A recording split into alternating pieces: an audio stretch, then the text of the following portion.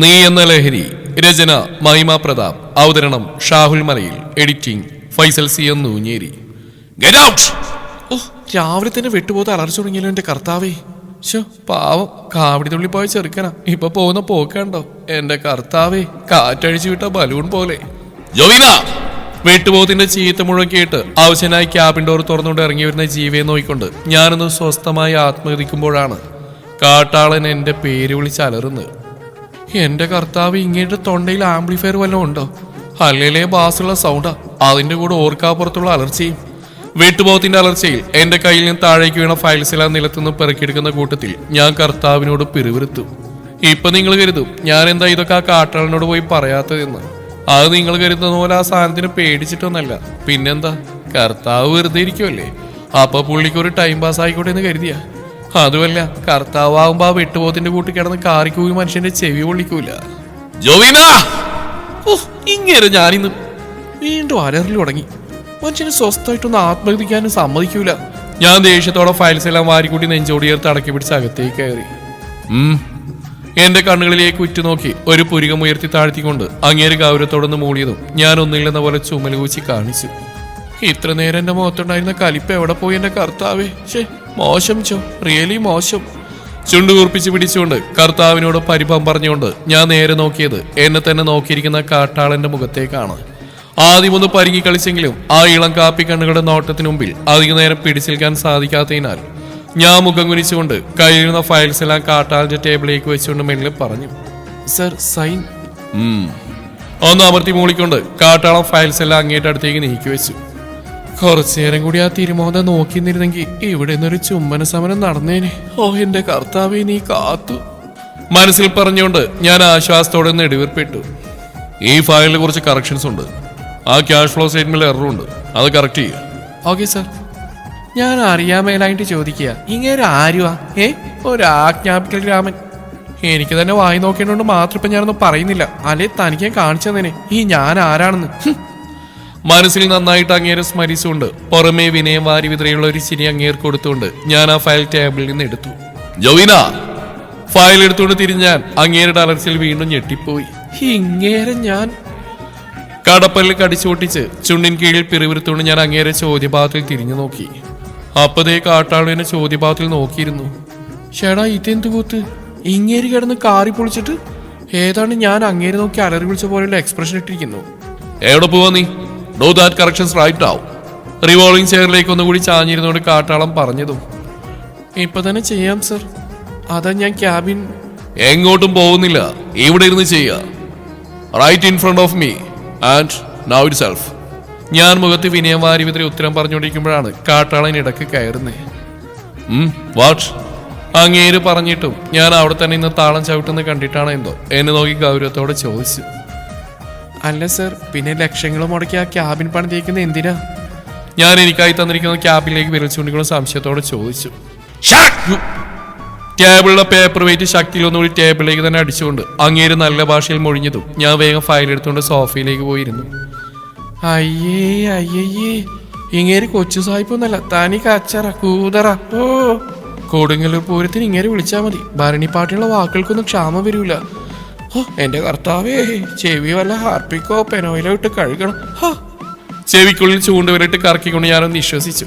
ഞാൻ മെല്ലെ തലയുയർത്തി അങ്ങേരെ നോക്കി. ആ മുഖത്തേക്ക് കുറച്ചേരം വായി നോക്കിയിരുന്ന ശേഷം എന്റെ കണ്ണുകൾ ചെന്നുടക്കിയത് ആ കാട്ടാളിന് മുമ്പിലേക്ക് നെയിം ബോർഡിലാണ്. കേനൻ എബ്രഹാം, എന്റെ മാത്രം ഇച്ഛായൻ. കണ്ണുകൾ ആ പേര് ആർത്തിയോടെ ഒപ്പിയെടുത്തപ്പോൾ എന്റെ ചുണ്ടുകൾ അത്രമേൽ കൊതിയോടെ നിശബ്ദമായി മൊഴിഞ്ഞു. സർ, ഈ അലവലാതി ശബ്ദം ഞാൻ എവിടെയോ മുമ്പ് കേട്ടിട്ടുണ്ടല്ലോ. അതും ആത്മഹത്യയോട് ഡോറിന്റെ അവിടേക്ക് നോക്കി എന്റെ കാൽവിരൽ തൊട്ട് വിറഞ്ഞ് കയറാൻ തുടങ്ങി. ഓ, വന്നു ഏഷ്യൻ പെയിന്റ്സ്. ഇന്ന് പുട്ടി കുറവുണ്ട്, ഒരു ബക്കറ്റേ അടിച്ചിട്ടുള്ളൂ. എന്റെ കർത്താവേ, ഇവൾ എങ്ങനെ ഈ ഡ്രസ്സിനകത്തേക്ക് കയറി? നിങ്ങൾക്കൊന്നും കത്തിയില്ലല്ലേ? എങ്കിൽ ഞാൻ കത്തിച്ചേരാം, തീപ്പെട്ടി എടുക്കട്ടെ. ഇപ്പൊ ഈ സാർ എന്ന് കൊഞ്ചിക്കുഴഞ്ഞ് വിളിച്ചോണ്ട് കയറി വന്നില്ലേ? ലെവലാണ്. ഹാഷിമ അർഷൻ, ഏഷ്യൻ പെയിന്റ്സിൽ ബിർള വൈറ്റ് വാൾപുട്ടിൽ മാതിരി ഒരു സാധനം. സർ, ഞാൻ ഇന്നലെ നൈറ്റ് വിളിച്ചിരുന്നു, സാറ് കോൾ അറ്റൻഡ് ചെയ്തില്ലല്ലോ. അയ്യടാ, ഇപ്പൊ പുട്ടിപൂത്തിന്റെ കണ്ണീര് ഭൂമിയെ ചുംബിക്കല്ലോ, അലവലാതി. ആളോടുള്ള അമർഷത്തിൽ എമൗണ്ടിലെ പൂജ്യത്തെ ഒന്നുകൂടി ഞാൻ കറുപ്പിച്ച് കുട്ടപ്പനാക്കി. എന്തായിരുന്നു Hashima? Anything official? No, nothing sir. ഗൗരവത്തോടെ കാട്ടാളം ചോദിച്ചു. അവൾ പതർച്ചയോടെ പറഞ്ഞു. ഹൈഷ്, അവളെ നോക്കി കർത്താവേ, ജിഞ്ചർ അടിച്ച മങ്കിയെ പോലെ. അതെനിക്കങ്ങ് ഇഷ്ടായി. ഐ ലവ് യു കാട്ടാള. ചുണ്ടൂർപ്പിച്ച് ഫയൽ കമിഴി നടക്കുന്ന കാട്ടാളം ഞാനൊരു ഫ്ലൈങ് കിസ് അങ്ങ് കാച്ചി. എന്റെ കാര്യം എനിക്കെന്നെ നാണം വരുന്നു. എന്റെ ജോ പോ അവിടുന്ന്. പൂത്തു തളർത്തുകൊണ്ട് മുഖമുയർത്തി നോക്കിയപ്പോഴാണ് കണ്ടത് ആ അലവലാതി അങ്ങേരെ മുഴുവനായിട്ട് ഊറ്റി കുടിക്കുക. ഇങ്ങേരെ ഞാനിന്ന് ആ ഫയല് ഞാൻ പെറ്റ് കിടപ്പുണ്ടോ പൊട്ടുപോത്തെ, അതിനകത്ത് ഇങ്ങനെ ആ കമിഴി നടക്കാൻ. ഡീഡി എങ്ങനെ ഊറ്റാതെടി, അതെന്റെ പ്രോപ്പർട്ടി അടി പുട്ടിപൂതമേ. അല്ലേലും ഇവളെന്തിനാ പറയുന്നത്? ഷർട്ടും തുറന്നിരിക്കുന്നുണ്ടോ കാട്ടാളൻ. അങ്ങേർക്ക് നെഞ്ചിൽ രോമുണ്ടെന്ന് പറയാൻ നാട്ടുകാർ മുഴുവൻ കാണിക്കണോ? ഈ എന്നെ മാത്രം കാണിച്ചാ പോരെ. പിന്നെ എൻ്റെ ഒരു കാര്യം, കാവിളൊക്കെ ചുവന്നാവോ? ഇവളെന്താ കഞ്ചാവടിച്ചിട്ട് നടക്കുകയാണോ? അവിടെ ഒരുമാതിരി ഓഞ്ഞ ചിരിയും. അങ്ങേരുടെ ഷർട്ടിലെ മുകളത്തെ 2 ബട്ടൺസ് തുറന്നെടുക്കുന്നതിൽ കൂടി പുറത്തേക്കാണ് നെഞ്ചത്തോടുള്ള നോട്ടം കണ്ടിട്ട് എനിക്കങ്ങ് വിറഞ്ഞ് കയറി. കാവിലമ്മേ. ഞാൻ സോഫയിൽ നിന്ന് ചാടി എണീറ്റു. ഫയലും കൊണ്ട് അങ്ങേരുടെ അടുത്തേക്ക് ഓടി. സാർ. രണ്ടിനെയും ഞെട്ടിയുള്ള നോട്ടം കണ്ടപ്പോഴാണ് എന്റെ സൗണ്ടിൽ നല്ല ബാസ് ഉണ്ടായിരുന്നു എനിക്ക് തന്നെ മനസ്സിലായത്. ഫയല് പിന്നെ എനിക്കൊരു ഹാഫ് ഡേ ലീവ് വേണമായിരുന്നു. ഫയൽ മേടിക്കാതെ അങ്ങേര് കൈ നീട്ടിയെങ്കിലും ഫയൽ ഞാൻ ടേബിളിലേക്ക് എടുത്തിട്ടുണ്ട് ഗൗരവത്തോടെ പറഞ്ഞു. സംശയത്തോടെ നോക്കുന്ന അങ്ങേരെ കണ്ണുരുട്ടി ഞാൻ നോക്കിയതും പോയിക്കൊള്ളാൻ പറഞ്ഞു. അവളെയും അങ്ങേരെയും ഒന്ന് തറപ്പിച്ച് നോക്കിയിട്ട് ഞാൻ ക്യാബിൻ ഡോർ വലിച്ചടച്ചുകൊണ്ട് ഇറങ്ങിപ്പോയി. പ്ലാൻ തോട്ടത്തിൽ തറവാട് എന്ന സ്വർണ്ണലിപിൽ എഴുതിയിരിക്കുന്ന ഗേറ്റും കടന്ന് എന്റെ സ്കൂട്ടി അകത്തേക്ക് കയറി. കാർ പോർച്ചിലായി സ്കൂട്ടി കൊണ്ട് നിർത്തിയ ശേഷം തലയിലെ ഹെൽമെറ്റ് ദേഷ്യത്തോടെ വലിച്ചൂരിക്കൊണ്ട് ഞാൻ ചവിട്ടിത്തുള്ളി അകത്തേക്ക് കയറി. മേർലി കോച്ചേ, ഇന്നും നിന്റെ കൊച്ചിന്റെ മോന്തൊക്കെ കടന്നൽ കുത്തി കേട്ടോടിയേ. ഹാളിരുന്നോണ്ട് സീരിയൽ കാണാൻ വരുന്ന ഏലിയാമ്മച്ചി എന്നെ നോക്കിയ ശേഷം അടുക്കളയിലേക്ക് നോക്കിക്കൊണ്ട് വിളിച്ചു പോയതും മമ്മ സാരിത്തുമ്പിൽ കൈ തുടച്ചുകൊണ്ട് ഇറങ്ങി വന്നു. എന്നാടി കൊച്ചേ? എന്റെ വീർത്തിരിക്കുന്ന കവിളിൽ പിടിച്ചു കുത്തിക്കൊണ്ട് മമ്മ ചോദിച്ചു. ഞാൻ ആ ചുണ്ടു കുറിപ്പിച്ചുണ്ടാക്കായി തട്ടി മാറ്റി. ആ എന്നും എന്നതേലും പറ്റിയച്ചാണോടി കൊച്ചേ ഇവളീ മോന്തയും വീർപ്പിച്ച് കയറി വരുന്നേ കൂശുമ്പി. ഏലിയാമ്മച്ചി ചിരിച്ചുകൊണ്ട് പറഞ്ഞു. ഞാൻ കണ്ണുകുറിപ്പിച്ചുകൊണ്ട് മമ്മയെ നോക്കി. അവിടെ എന്നെ ആക്കി ചിരിക്കുക. അതെ, വെറുതെ ഇങ്ങനെ എന്നെ ചൊറിഞ്ഞോണ്ട് കുത്തിരിക്കാതെ ഇടയ്ക്ക് മരുവളായിട്ട് കൊന്ന് തല്ലുപിടിക്ക്. എന്നാലല്ലേ ഈ കണ്ടുകൂട്ടും നിനക്ക് അർത്ഥം വരൂ. ടി വിയിൽ ഓടുന്ന സീരിയലിലേക്ക് നോക്കിക്കൊണ്ട് ഞാൻ ഏലിയാമ്മച്ചിയോടായി പറഞ്ഞതും മമ്മേന്റെ ചെവി പിടിച്ച് തിരിച്ചു. ഡി ഈ കുരുത്തം കേട്ടതേ, എന്നെ എന്റെ അമ്മയും കൂടി തെറ്റിക്കാൻ നോക്കുന്നോ? ഓ, നിങ്ങൾ വലിയ അമ്മായിയമ്മയും മരുമോളും. ഞാൻ പോവാ.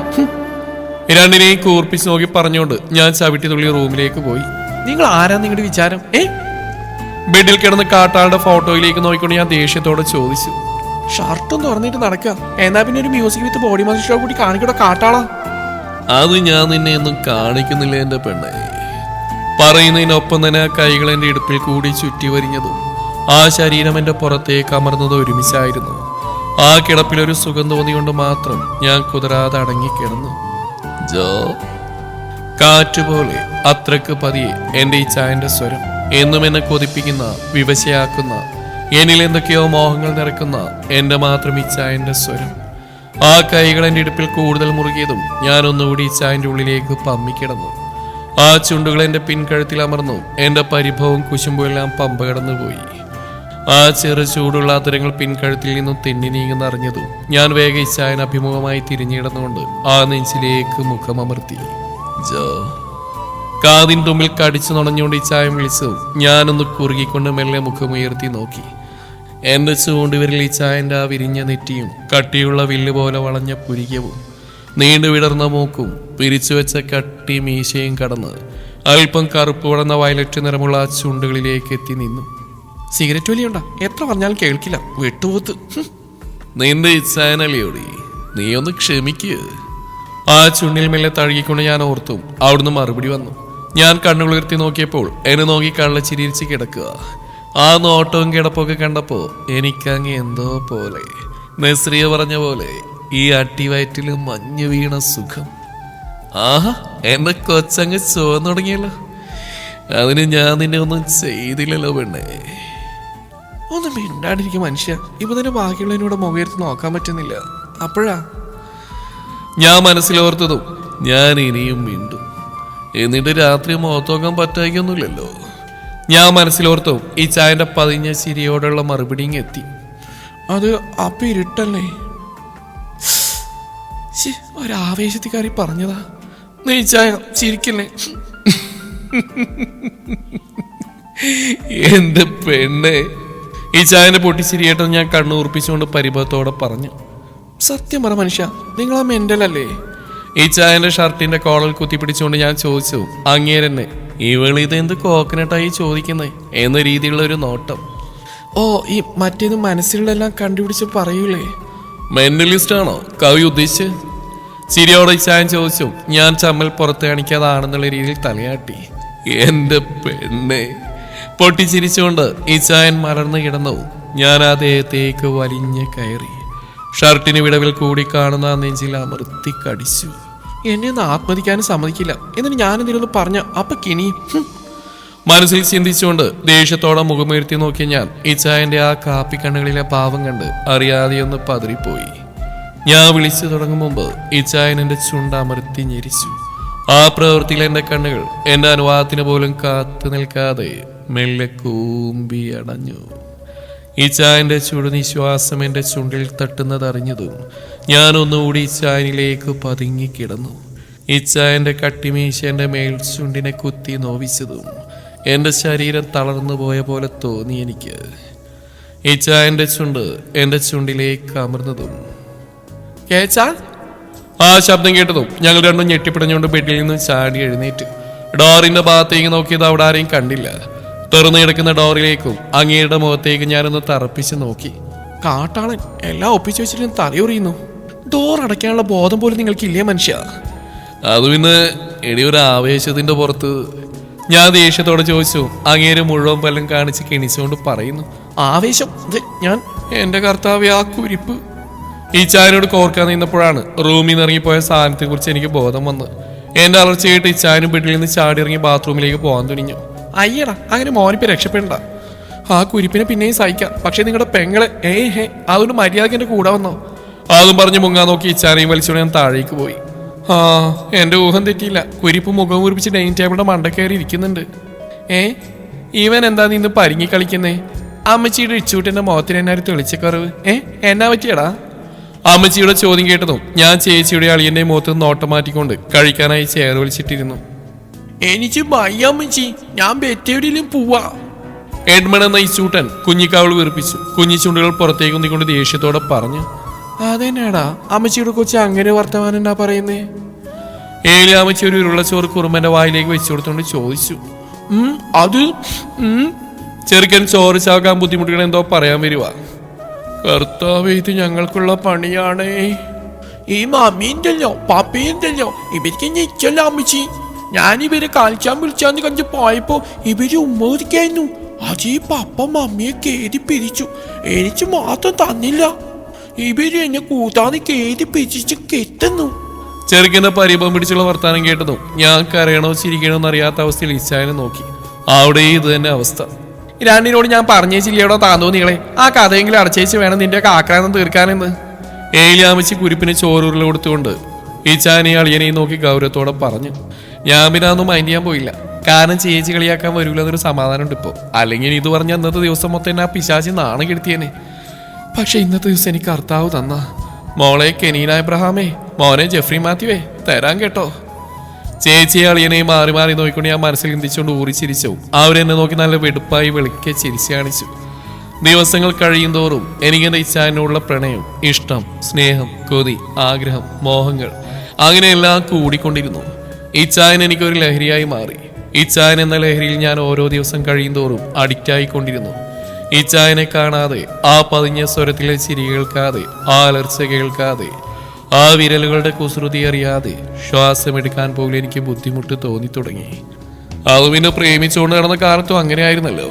അതുകൊണ്ടല്ലേ നേരെ ചൊവ്വേ ഡിഗ്രി പോലും കംപ്ലീറ്റ് ചെയ്യാത്ത ഞാൻ ഇച്ചായന്റെ PA ആയി ഇച്ചായന്റെ കൂടെ തന്നെ ഇങ്ങനെ നടക്കുന്നത്.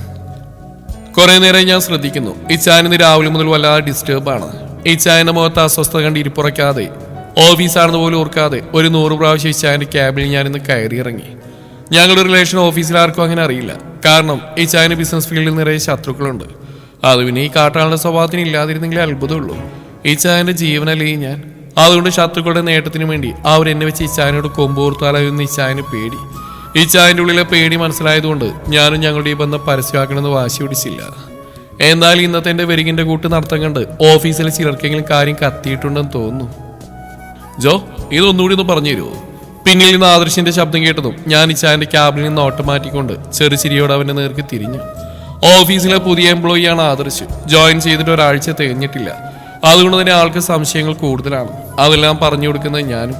ഫിനാൻഷ്യൽ റിപ്പോർട്ടിലെ ഇംബാലൻസ് എന്തുകൊണ്ടാണെന്ന് അവന് പറഞ്ഞു കൊടുത്തോണ്ടിരിക്കുമ്പോഴാണ് ആരോ എന്റെ കൈമുട്ടിൽ പിടിച്ചു വലിച്ച് എന്നെ ചെയറിൽ നിന്ന് എഴുന്നേൽപ്പിച്ച് കണ്ണും തള്ളി വായും തുറന്ന് തിരിഞ്ഞപ്പോഴേക്കും കാട്ടാൾ എന്റെ ചുണ്ടിലേക്ക് ആഴ്ന്നിറങ്ങിയിരുന്നു.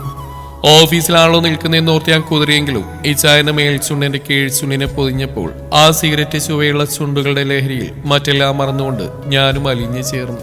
ഇച്ചായന്റെ ആദരങ്ങൾ അത്യധികം പ്രണയത്തോടെ, ആവേശത്തോടെ, മോഹത്തോടെ എന്റെ ഇരുവാതിരങ്ങളെയും മാറി മാറി സ്നേഹിച്ചപ്പോൾ ഞാൻ ആ ശരീരത്തിലേക്ക് ഒട്ടിച്ചേർന്ന് നിന്നു.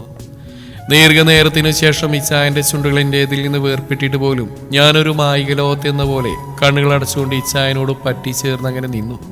ഇവൾ ജോവീന കേനൻ. ഇച്ചായന്റെ ഗൗരവം തിങ്ങിയറിഞ്ഞ ശബ്ദം കേട്ടതും ആലസ്യത്തിൽ അടഞ്ഞുപോയ കണ്ണുകൾ ഞാൻ വലിച്ചു തുറന്നു. ഇച്ചായന്റെ ഗൗരവമേറിയ നോട്ടം കണ്ട് ചുറ്റും നോക്കിയാൽ ഞാൻ ഞെട്ടിത്തരിച്ച് നിന്നുപോയി. കർത്താവ്, ഈ പഞ്ചായത്തിലെ മൊത്തം ആളുകളുണ്ടല്ലോ. ഇനി ഞാൻ എങ്ങനെ നിങ്ങളുടെ മുഖത്ത് നോക്കൂ? ആവും ചിന്തിച്ചുകൊണ്ട് ഞാൻ വേഗം അവരിൽ നിന്നെല്ലാം നോട്ടം മാറ്റി ഇച്ചായന്റെ നെഞ്ചിലേക്ക് മുഖം പൂഴ്ത്തി നിന്നു. ഈ എന്റെ, അതായത് കേനൻ എബ്രഹാമിന്റെ നല്ല പാതി, കുറച്ചുകൂടി വ്യക്തമായി പറഞ്ഞാൽ എന്റെ ഭാര്യ, ആരുടെയെങ്കിലും കണ്ണെന്റെ പെണ്ണിന്റെ മേൽ വീണാൽ. ഈ ചായന്റെ അവസാന വാചകം കേട്ടതും ഞാൻ ആ നെഞ്ചിൽ നിന്ന് മുഖമുയർത്തി അങ്ങേരെ നോക്കി.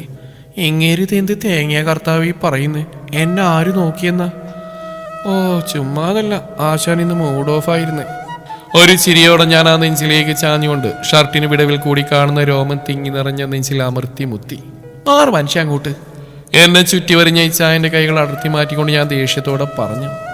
ജോ അല്ല, മനുഷ്യരെ നാണം കിഴിഞ്ഞൊരു കൊഞ്ചാൻ വന്നേക്കോ കോട്ടോൾ. അങ്ങേരുടെ കൗലിലൊരു കൊത്തു കൊടുത്തുകൊണ്ട് ഞാൻ ദേഷ്യത്തോടെ പറഞ്ഞു. എന്താണ് നീ എന്റെയാന്ന് പറയുന്നത്? എനിക്ക് ഇഷ്ടമായില്ലേ? ഞാൻ നിന്നോട് ചോദിക്കാതെ തെറ്റായിട്ടാണോ? ഞാനേ ഇച്ചായ, ഈ വക അടവൊന്നും എൻ്റെ അടുത്ത് നടക്കൂല. ഇനി നിങ്ങൾ എൻ്റെ കാൽ വീണെന്ന് പറഞ്ഞാലും ഇനി ഇങ്ങോട്ടേക്ക് നിങ്ങളുടെ പഞ്ചാര കച്ചവടം എൻ്റെ അടുത്ത് നടക്കൂല. ഞാൻ നടത്തൂല. സ്റ്റാൻഡിൽ കിടന്ന ടവലെടുത്ത് ഈ ചായന്റെ നേർക്കെറിഞ്ഞുകൊണ്ട് ഞാൻ ഗൗരവത്തോടെ പറഞ്ഞു. എന്നതാണ് നീ ഇങ്ങനെ പറയുന്നത്? നിന്റെ ഇച്ചായനല്ലേടി, ഒന്ന് ക്ഷമിക്കുവണ്ണേ. അത് പിന്നെ ആ ആദർശ്, അവൻ്റെ ഒരുമാതിരി നോട്ടവും എപ്പോഴും നിന്നെ ഇങ്ങനെ ചുറ്റിപ്പറ്റി. എനിക്കത് ഇഷ്ടമല്ല. ഞാനൊന്നും പറയാതെ നെഞ്ചിന് കുറിയെ കൈകൾ പിണച്ചു കെട്ടി ഈ ചായനെ തന്നെ നോക്കി നിൽക്കുന്ന കണ്ടതും ഈ ചായൻ എന്റെ മുഖത്തേക്ക് നോക്കാതെ കൊച്ചു കുഞ്ഞുങ്ങളെ പോലെ പരിഭവത്തോടെ പറഞ്ഞു. ആ ചുണ്ട് വിളർത്തിയുള്ള നിൽപ്പും തലവെട്ടിച്ചുകൊണ്ടുള്ള സംസാരവും കണ്ട് ഞാൻ അറിയാതെ പൊട്ടിച്ചിരിച്ചുപോയി. എന്നാടി? ഞാൻ വയറിൽ കൈയമർത്തിക്കൊണ്ട് ചിരിക്കുന്നുണ്ടതും കാട്ടാളന്റെ ഒരൊറ്റ അലർച്ച. ആ അലർച്ചയിൽ ഞാൻ ചിരി അടിച്ചു പിടിക്കാൻ നോക്കിയെങ്കിലും ഒരു ഭൂതകാല ഓർമ്മയിൽ എനിക്കത് പറ്റിയില്ല. എന്നാടി വേണേ? മോന്തൊരു കൊട്ടയുണ്ടല്ലോ. മുഖവും കയറ്റി പിടിച്ച് ബാൽക്കണിയിലെ സിങ് ചെയറിലിരിക്കായിരുന്ന എന്റെ കൗളിൽ കുത്തിക്കൊണ്ട് ഈ ചായൻ ചിരിയോടെ ചോദിച്ചു. ഞാൻ ആ കൈ തട്ടി മാറ്റിക്കൊണ്ട് കണ്ണുരുട്ടി കാണിച്ചു. ജോ, പതിഞ്ഞ സ്വരത്തിൽ വിളിച്ചുകൊണ്ട് ഈ ചായൻ എന്റെ കൗളിൽ മുഖമിട്ട് ഉരസിയതും എന്റെ കണ്ണുകൾ താനെ അടഞ്ഞുപോയി. പക്ഷെ അടഞ്ഞ സ്പീഡിൽ തന്നെ ഞാൻ എന്റെ കണ്ണുകൾ വലിച്ചുറന്നുകൊണ്ട് അങ്ങേരുടെ കൗളിനിട്ട് ഒരു കുത്തങ്ങ് കൊടുത്തു. എന്നാടി? കൗളിൽ കൈ ചേർത്തുകൊണ്ട് ഈ ചായൻ ഗൗരവത്തോടെ ചോദിച്ചു. ഞാൻ അങ്ങേരെ നോക്കി കോക്രിയുത്തി കാണിച്ച് തിരിഞ്ഞിരുന്നു. നീ വേണേ? എന്റെ പുറത്ത് തോണ്ടിക്കൊണ്ട് കാട്ടാളം വിളിച്ചു. ഞാൻ പുറം വെട്ടിച്ചുകൊണ്ട് തിരിഞ്ഞിരുന്നു. എന്നെ തൊണ്ട, നിങ്ങളുടെ പിന്നാലെ പഞ്ചാരയും തേനും ഒളിപ്പിച്ചു നടക്കുന്ന ആ പുട്ടിപൂതല്ലേ, അവൾ പോയി തൊടു. ഞാൻ പറഞ്ഞിരുന്നു. അങ്ങേര് പൊട്ടിച്ചിരിച്ച് ഒരുമിച്ചായിരുന്നു. അതുകൂടി കണ്ടു എന്റെ ദേഷ്യം അങ്ങ് തലവരെ കയറി. കയ്യിൽ തടഞ്ഞ പില്ലോ എടുത്ത് അങ്ങയുടെ മോന്തക്ക് തന്നെ ഒരു ഏറ് കൊടുത്തു ഞാൻ. ഇപ്പൊ ഒരു കാര്യം മനസ്സിലായി, കുശുമ്പ്. ഈ ചായ നിലത്ത് വീണ പില്ലോ എടുത്ത് എന്റെ അടുത്തായി വന്നിരുന്നോണ്ട് പറഞ്ഞു. അപ്പോഴേ എന്നെ കളിയാക്കി ചിരിക്കുന്നുണ്ട്. വെട്ടുപോത്ത്. നീ വേണേ അവള് എന്നെ പിന്നാലെ നടന്നെന്ന് പറഞ്ഞ് ഞാൻ ഉടനെ മൂക്കുകുത്തി അങ്ങ് വീഴുവാന്നോ? ഈ കേനൻ എബ്രഹാം അന്ന് ഇന്നും വീണത് എന്റെ ഈ കുശുമ്പി പെണ്ണിന്റെ മുമ്പിലല്ലേ? എന്നെ എടുത്ത് ആ മടിയിലേക്ക് ഇരുത്തി എന്റെ കഴുത്തിൽ മുഖമിട്ട് ഉരസിക്കൊണ്ട് ഈ ചായൻ ചിരിയോടെ പറഞ്ഞതും എന്റെ ചുണ്ടിലും ഒരു ചിരി വിരിഞ്ഞു. എങ്കിലും കുശുമ്പിന്റെ അസ്കിയത് ഒട്ടും ഇല്ലാത്തതിനാൽ ഞാൻ അങ്ങനെ മൈൻഡ് ചെയ്യാൻ പോയില്ല. നീ വേണേ, നിനക്കറിയില്ലടി നിന്റെ ഈ ചായനെ എന്തേ അതിനൊന്നും പറയില്ല ഈശായ. ഈശായ, എനിക്ക് സംശയമൊന്നുമില്ല. ഈ ജന്മം എനിക്ക് പറ്റത്തില്ല. എന്നാലും ഈ ചായനെ പറഞ്ഞു പൂർത്തിയാകാൻ സമ്മതിക്കാതെ ഈ ചായന്റെ വായന്റെ കയ്യാൽ പൊതിഞ്ഞു പിടിച്ചുകൊണ്ട് ഞാൻ പാതിയിൽ നിർത്തി. കുശുമ്പ് തീരെ ഇല്ലാത്തോണ്ട് ഒരു ഏനക്കേട് അലിയോടി. വായിൽ നിന്ന് എന്റെ കൈ അടർത്തി മാറ്റി ചിരി കടിച്ചമർത്തിക്കൊണ്ട് ഈ ചായൻ ചോദിച്ചു. ഞാനാണെന്നുള്ള രീതിയിൽ തലയാട്ടി കാണിച്ചു. അല്ലെങ്കിലും ഞാനിന്ന് സത്യങ്ങളല്ലേ പറയാറുള്ളൂ. എന്റെ വിശാല മനസ്കത. എവിടുന്നാ എന്റെ പെണ്ണേ നിനക്ക് ഇതിനു മാത്രം കുശുമ്പോ അസൂയും? നീ ആര്? നിന്റെ ഹോൾസെയിൽ ഡീലറോ? അതെനിക്ക് എന്റെയാന്ന് തോന്നുന്നതിനോട് മാത്രമേ ഉള്ളൂ. ഇച്ചായൻ എന്റെ മാത്രം. ഇച്ചായൻ എന്നെ കളിയാക്കിക്കൊണ്ട് ചിരിച്ചുകൊണ്ട് ചോദിച്ചു. ഞാൻ വാശിയോടെ ആ കണ്ണുകളിലേക്ക് നോക്കിക്കൊണ്ട് പറഞ്ഞു. എന്തിനോ വേണ്ടി എന്റെ കണ്ണ് നിറഞ്ഞിരുന്നു. അത് കണ്ടിട്ടോ എന്തോ ഇച്ചായൻ എന്നെ ആ നെഞ്ചോട് ചേർത്ത് പൊതിഞ്ഞു പിടിച്ചുകൊണ്ട് സ്വിംഗ് ചെയറിലേക്ക് ചാഞ്ഞു കിടന്നു. എന്റെ ഇച്ചായന്റെ മണം ശ്വസിച്ച് ആ ഹൃദയ താളം കേട്ട് ആ കൈകളുടെ സുരക്ഷിതത്വത്തിൽ ഞാനും അങ്ങനെ ഇരുന്നു കൊണ്ടാണ് എന്തോ ഒരു നിമിഷം തികയും മുമ്പ് തന്നെ എന്റെ മനസ്സിന്റെ ഭാരം ഒഴിഞ്ഞു പോയി. അല്ലെങ്കിലും എനിക്ക് ഇഷ്ടമല്ല. എന്റെ അല്ലേ, എന്റെ മാത്രമല്ലേ. അപ്പൊ ഞാൻ വായി നോക്കിയാൽ മതി, വേറെ ആരും ചുമ്മാ പോലും നോക്കേണ്ട. ഇല്ല എന്റെ പെണ്ണെ, വേറെ ആരും നോക്കിയല്ല. മനസ്സിൽ ചിന്തിച്ചു കഴിഞ്ഞപ്പോഴേക്കും ആളുടെ മറുപടി ഇങ്ങെത്തി. എന്തോ ആ വാക്കുകൾ കേട്ടപ്പോൾ മനസ്സിനൊരു കുളിര്. അല്ല മനുഷ്യ, നിങ്ങൾക്ക് കുശുമ്പം തോന്നില്ലേ? മുഖം മാത്രം ഉയർത്തി ആ നെഞ്ചിൽ കിടന്നുകൊണ്ട് തന്നെ ഞാൻ ചോദിച്ചു. എനിക്ക് എന്നതിനാളാ ചെക്ക കുശുമ്പ്? ആ അല്ലേലും മനുഷ്യന്മാർക്കല്ലേ ഈ വക സാധനങ്ങൾക്ക് തോന്നും. ഈ വെട്ടുപോതിനോട് ചോദിച്ചാൽ എന്നെ വേണം ചവിട്ടാൻ. ഈ ചായൻ ചെറുചിരിയോടെ പറഞ്ഞതും ഞാൻ ചുണ്ടുകൂട്ടിക്കൊണ്ട് പറഞ്ഞു. എനിക്കെന്നാ കുശുമ്പ് തോന്നാത്തേന്നറിയോ? നിന്നെ എനിക്ക് അത്രയ്ക്ക് വിശ്വാസമായിട്ട്. ഓഹോ, അപ്പൊ ഈ വളഞ്ഞ് മൂക്ക് പിടിച്ച് പറഞ്ഞതിന്റെ അർത്ഥം എനിക്ക് നിങ്ങൾ വിശ്വാസമില്ലെന്നല്ലേ? ഈ ചായൻ പറഞ്ഞു തരും മുമ്പ് അങ്ങേരുടെ നെഞ്ചിലെ രോമം പിടിച്ചു വലിച്ചുകൊണ്ട് ഞാൻ കെറുവോട് ചോദിച്ചു. അങ്ങനെയല്ല എന്റെ പെണ്ണെ, എനിക്ക് നിന്നെ നന്നായിട്ട് അറിയാം. അങ്ങനെ വേറൊരുത്തനൊന്നും മിണ്ടിയെന്നോ നോക്കിയെന്നോ പറഞ്ഞ് അവരുടെ പിറകെ പോകുന്നവളല്ലേ നീയെന്ന് ആ ബോധമുള്ളിടത്തോളം ഞാൻ എന്നാതിനാണ് നിന്നോട് കുശുമ്പുത്താൻ വരുന്നേ? അല്ലേ ചായ, ഇപ്പൊ നിങ്ങൾക്ക് ഇങ്ങനെ കുശുമ്പ് വന്നേ? ഇനി ഞാനെങ്ങാനും അവന്റെ കൂടെ ഇറങ്ങി അങ്ങനെ വല്ലതും നടന്നാലേ നിന്റെ മുട്ടുകാലി ഞാൻ തള്ളിയൊടുക്കും വന്നേ. എന്നിട്ട് ഞാൻ തന്നെ നോക്കിക്കോളാം നിന്നെ. ഞാൻ പറഞ്ഞു തീർക്കുമ്പോ കാട്ടാള എന്റെ നേർക്കൊരു ഗർജനം. ഓ പിന്നെ ഇപ്പൊ അങ്ങ് നോക്കും. ആ ഗർജനത്തിൽ ഞാനൊന്ന് ഞെട്ടിയെങ്കിലും അത് പുറമേ കാണിക്കാതെ അങ്ങേരെ നോക്കി പുച്ഛം വാരി വിതറിക്കൊണ്ട് ഞാൻ പറഞ്ഞു. ആരായി പൂച്ചിക്കുന്നേ? കാള പോലെ വളർന്നിട്ട് സ്വന്തം കാര്യങ്ങൾ ചെയ്യാൻ മടിയുള്ളവളാ എന്നെ ഈ പൂച്ചിക്കുന്നേ. ഇപ്പോഴും കുളിപ്പിക്കുന്ന ഈ ഞാനാ. ആ പറഞ്ഞാലും സത്യമുള്ളതുകൊണ്ട് മാത്രം ക്യാമ്പിന്റെ ഒന്നും മിണ്ടാൻ പോയില്ല. ഇല്ലെങ്കിൽ ഞാൻ ചെന്ന് അങ്ങേരുമായി കൊമ്പ് ഓർക്കും. അങ്ങേര് എന്തെങ്കിലും വേണ്ടാതീനം പറയും. എന്റെ മുഖം ചുവന്ന് കയറും. അപ്പൊ അങ്ങേർക്ക് വല്ലതൊക്കെ തോന്നും. അപ്പൊ എനിക്ക് എന്തെങ്കിലുമൊക്കെ തോന്നും. പിന്നെ വെറുതെന്തിനാ അങ്ങനെയൊക്കെയല്ലേ? മതിയടി വേണേ നിന്ന് ചുവന്ന് തുടുത്ത് വെറുതെ മനുഷ്യനെ വഴിതെറ്റിക്കാനായിട്ട് എന്റെ കൺട്രോൾ കളയല്ലേ? അവസാന വാചക ഇച്ചായം മെല്ലെയാണ് പറഞ്ഞെങ്കിലും ഞാനത് കേട്ടു. അതുകൂടി കേട്ടത് എന്റെ ശരീരം ഒന്ന് വിറച്ചു. എടീ പപ്പ വന്നെന്ന് തോന്നുന്നു. ബാൽക്കണി വഴി പുറത്തേക്ക് നോക്കിക്കൊണ്ട് ഇച്ചായം പറഞ്ഞു. ഞാൻ ആ കയ്യിൽ പിടിച്ചു വലിച്ചുകൊണ്ട് സന്തോഷത്തോടെ ചാടിത്തുള്ളി താഴേക്ക് പോയി. സ്റ്റെയർ ഇറങ്ങുമ്പോഴേ കണ്ടു ഹാളിൽ ഒത്തുകൂടിയിരിക്കുന്ന എല്ലാവരെയും. പപ്പ എല്ലാവരെയും ഫോണിൽ എന്തോ വീഡിയോ കാണിക്കുക. ഫോണിലേക്ക് നോക്കിക്കൊണ്ട് അമ്മച്ചിയാണെങ്കിൽ ഇതൊക്കെ ഞാൻ സ്ഥിരം കാണുന്ന എന്നുള്ള എക്സ്പ്രഷൻ ഇട്ട് താടിക്ക് കൈയും കൊടുത്തിരിക്കുന്നു. മമ്മയാണെങ്കിൽ കള്ളച്ചിരി ചിരിക്കുന്നു. അളിയനും ചേച്ചിയും നിന്ന് ചിരിച്ചു മറിയുന്നു. എന്താണ് സംഭവം എന്ന് ആലോചിച്ച് ഞാൻ ഇച്ചായന്റെ മുഖത്തേക്ക് നോക്കിയപ്പോൾ അവിടെ ഇത് തന്നെ അവസ്ഥ. അവസാനത്തെ സ്റ്റെപ്പ് മറങ്ങി ഹാളിലേക്ക് കാലെടുത്ത് വെച്ചപ്പോഴാണ് ഈ ചൂട്ടനൊരു കുഞ്ഞു നിക്കറുമിട്ട് താറാവിനെ പോലെ കുണുങ്ങി ഞങ്ങളുടെ അടുത്തേക്ക് വന്നത്. അവൻ വന്ന് കൈ നീട്ടിയത് ഞാൻ അവനെ വാരിയെടുത്ത് കവിളിൽ മുത്തി. അവൻ കുണുങ്ങി ചിരിച്ചുകൊണ്ട് എന്നെ നെഞ്ചിലേക്ക് ചാഞ്ഞു. എന്താ ചൂട്ടാ, എന്തിനാ എല്ലാവരും ഇങ്ങനെ കിടന്ന് ചിരിക്കുന്നേ? അവനെയും കൊണ്ട് സോഫയിലേക്ക് ഇരുന്ന കൂട്ടത്തിൽ ഞാൻ അവനോട് ചോദിച്ചു. വേറൊന്നുമല്ല, എന്റെ കയ്യിലിരിക്കുന്ന ഈ കുരിപ്പില്ലേ ഒരു കുഞ്ഞു BBC ആണേ, അതോ അപ്പച്ചന്റെ ബോന്തിൽ കാത്തൂന്ന്. എന്ത് കാത്തൂന്ന്? ഞാൻ കണ്ണൂർപ്പിച്ചുകൊണ്ട് സംശയത്തോടെ ചോദിച്ചു. ചെറുക്കൻ വീണ്ടും കുണുങ്ങി ചിരിക്കുക. നിങ്ങടെ കേട്ടാ ചോദിച്ചു ഉമ്മ താത്തുന്നേ ദേ. കുരിപ്പന്റെ ചുണ്ടിൽ തൊണ്ടുകൊണ്ട് പറഞ്ഞു. ഞാനും ചായനും പരസ്പരം ഞെട്ടിക്കൊണ്ട് മുഖത്തോട് മുഖം നോക്കി. അതേ നിമിഷം തന്നെ പപ്പയുടെ ചോദ്യം വന്നു. നീയൊക്കെ ഓഫീസിലോട്ട് കെട്ടിയൊരുങ്ങിയച്ചും പോകുന്നത് ചുംബന സമരം നടത്താൻ വേണ്ടി വെച്ചാണല്ലോ മക്കളെ? പപ്പ ഞങ്ങൾ രണ്ടിനെയും നോക്കി കളിയാക്കി ചിരിച്ചുകൊണ്ട് ചോദിച്ചു. ഞാൻ മെല്ലെ എന്റെ മടിയിരിക്കുന്ന ചെറുക്കിനെ നേർക്ക് മുഖം കുനിച്ചിരുന്നു. ഓ ചിലരൊക്കെ എന്നാരും നന്ദി. ഒന്നുമില്ലും ഞാൻ എന്റെ കെട്ടിയാണ് റൂമിൽ നിന്നാ കിസിയെ. അന്ന് ഞങ്ങളത് പറഞ്ഞു വാരിയവരൊക്കെ ഇന്ന് ഫയല് അത് കമ്പനി ഫയലുണ്ട്. ചേച്ചി ഞങ്ങൾക്കിട്ട് താങ്ങാൻ തുടങ്ങിയതും കാട്ടാളൻ അതും പറഞ്ഞ് എന്നെ അവർക്ക് മുമ്പിലേക്ക് ഇട്ടുകൊടുത്തിട്ട് സ്റ്റെയർ ഓടിക്കയറി ഒറ്റ പോക്ക്. പിന്നെ പറയണ പൂരം ചേച്ചി ഏലിയാമ്മച്ചിയും കൂടി എന്നെ വറുത്ത് കോരി. അവരെ പിന്നായും കൊണ്ട് പപ്പയും അളിയനും. ഇതൊന്നും പോരായിട്ട് കാര്യമൊന്നും മനസ്സിലായില്ലെങ്കിലും അവരുടെ കൂടെ കൂടി ഓരോ കമന്റ് പറയാൻ എന്റെ മടിയിലിരിക്കുന്ന കുരുപ്പും. ജോ നീ പെണ്ണേ, ഈ ചായ വിളിക്കുന്ന നേട്ടിട്ട് കേൾക്കാത്ത പോലെ നിന്ന് ഞാൻ ബെഡ്റൂം ഡോർ അടച്ച് കുറ്റിയിട്ടു. നീ പെണ്ണേ, ദയനീയ സ്വരത്തിൽ ഈ ചായ വിളിച്ചു. ഞാൻ കവിളി രണ്ടും വീർപ്പിച്ചുകൊണ്ട് ബെഡിൽ പോയി കിടന്നു. കാട്ടാളെ എന്നെ അവർക്കിട്ട് കൊടുത്തിട്ട് ഇപ്പൊ കൊഞ്ചാൻ വന്നിരിക്കാം തെണ്ടി. ഡേ ഒന്നുമില്ലേലും നിന്റെ ഇച്ചായനല്ലയോടി, എങ്ങനെയൊക്കെ പറയാതെടി പെണ്ണേ. എന്റെ പുറത്തേക്ക് മുഖാമർത്തിക്കൊണ്ട് ഇച്ചായം പറഞ്ഞു. ഞാൻ പുറം വെട്ടിച്ചുകൊണ്ട് അങ്ങേട്ട് നേർക്ക് തിരിഞ്ഞു കിടന്നു.